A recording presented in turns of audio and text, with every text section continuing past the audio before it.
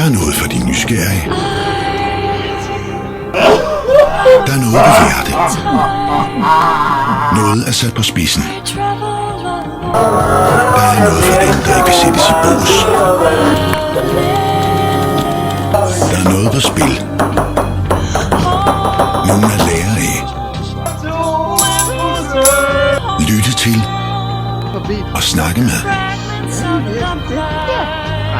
Der er noget, der inspirerer, irriterer, stimulerer og udfordrer.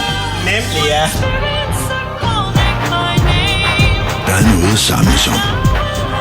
Kæmpe for. Tro på. Og handle efter.